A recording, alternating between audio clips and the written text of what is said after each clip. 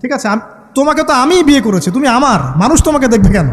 প্রিয় মা ও বোনেরা, পর্দা ছাড়বেন না।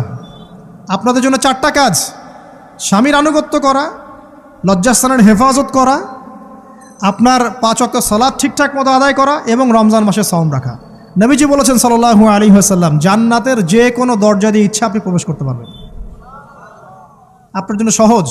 আর স্বামীর আনুগত্য বলতে আমি বুঝাইনি স্বামীর দাসত্ব করতে হবে, এটা বলিনি। এখনকার কিছু ফ্যামিলিস্ট মেয়ে আছে, ওরা আনুগত্য শব্দ মনে হয় যে দাসত্ব মনে হয়। আনুগত্য দাসত্ব এক জিনিস না।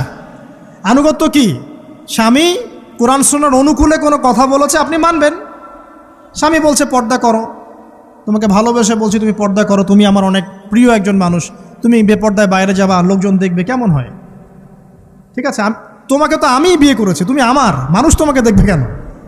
ঠিক আছে, তো এখন স্বামী ভালো কথা বলেছে, আপনি শুনলেন, এটা আনুগত্য। আর ওই স্বামী যদি বলে আসো তো আমার কলিগরা এসেছে, ওকে খাবার সার্ভ করতে হবে, আসো খাবারটা পরিবেশন করো, এখন আপনি বেপর্দা হয়ে আপনার স্বামীর কলিগের সামনে খাবার পরিবেশন করতে শুরু করলেন, এটা কি আনুগত্য করতে হবে? এটা তখন আপনি আনুগত্য করবেন না। সিম্পল, কোরআন সুন্নাহর অনুগত কাজে আপনি স্বামীর আনুগত্য করবেন, বিপরীতে গেলে আপনি করবেন না। স্বামীর আনুগত্য মানে স্বামীর দাসত্ব নয়।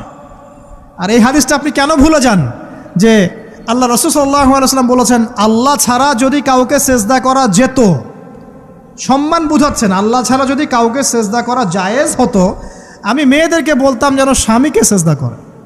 কেন?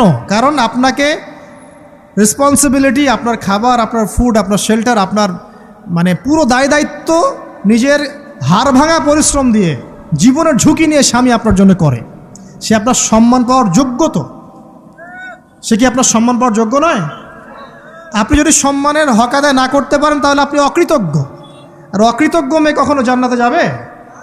একটা হাদিসে আছে, বেশিরভাগ মেয়ে জাহান্নামের যাওয়ার অন্যতম কারণ হচ্ছে তারা স্বামীর সাথে কুফরি করে। কি করে?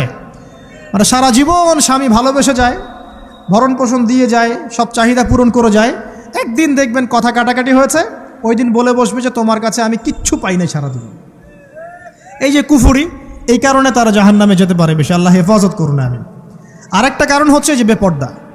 আপনাকে 4টা মূলনীতি ফলো করতে হবে। 1, এমন কোনো পোশাক পরবেন না যে পোশাকটা আটো সাটো, যেটা পরলে আপনার গায়ের কাঠামো বোঝা যায়। এটা বোরখা হলেও পরা যাবে না। আমি কি বুঝাতে পারছি? ডিজিটাল বোরখা দেখেন নাই? দেখছেন? মাশাআল্লাহ। আর কারা কারা দেখছেন? এদিকে চোখ বেশি যায় না? আচ্ছা, এমনি দেখা যায়, চোখ দিতে হয় না, এমনি দেখা যায়। ডিজিটাল বোরখা চলবে না, ডিজিটাল বোরখা চলবে না। আমার মত, এটা আমি মত দিচ্ছি, আমি আল্লাহর রাস্তায় সময় দিয়েছি অনেক দিন, এবং এখানে যে পর্দাটা শেখানো হয় এরকম পর্দা আমি অন্য কোথাও দেখিনি। এত চমৎকার পর্দা শেখানো হয়। কারা কারা সময় লাগিয়েছেন? 3 দিন 7 দিন সময় দিয়েছেন কারা কারা? বেশিরভাগই দেন নাই। সমস্যা নাই, দিতে হবে, আমি বাধ্যতামূলক বলিনি আপনাকে, বলেছি এখানে পর্দা শেখানো হয়, চমৎকার পর্দা শেখানো হয়, যে এখানে চোখটা পর্যন্ত তাদের ঢেকে রাখার তালিম দেওয়া হয়। যাই হোক, যেখানেই শেখেন অ্যাটলিস্ট পর্দাটা শিখলেই হলো। এমন পোশাক হবে না যেই পোশাকটা আটো সাটো, যেটা পরে আপনার গায়ের কাঠামো বোঝা যায়। 2 নম্বরে এমন পোশাক পরা যাবে না যেই পোশাকটা পরলে বাহির থেকে ভিতরের অঙ্গ দেখা যায়। দেখেছেন? দেখেন নাই? দেখছেন হুজুর? আচ্ছা, আপনারা তো সব দেখেন দেখি। তারপরে 3 নাম্বার, এমন পোশাক পরা যাবে না যেটা অমুসলিমদের সাথে সাদৃশ্য আছে। কথা বুঝতে পারছেন? অমুসলিমদের ধর্মীয় বিষয়ের সাথে সাদৃশ্য আছে এমন পোশাক মুসলিম মেয়েদের পরা যাবে না। এর মানে এই নয় যে অন্য ধর্মকে আপনি আক্রমণ করবেন, এটাও নয়। যে যার ধর্ম তাদের স্বাধীনতা মতো পালন করবে। মুসলিমরা বাধা দিবে? দিবে না। মুসলিমরা দাওয়াত দিতে পারে। কি করতে পারে? দাওয়াত দিতে পারে যে ভাই, যে লা ইলাহা ইল্লাল্লাহর কনসেপ্ট আপনাকে বুঝাচ্ছি, আল্লাহ ছাড়া কোনো মাবুদ নাই, মুহাম্মদ সাল্লাল্লাহু আলাইহি ওয়াসাল্লাম সর্বশেষ রাসূল, এই কোরআন পড়ুন, হাদিস পড়ুন, দেখুন এটাই হচ্ছে মানবতার মুক্তির সনদ।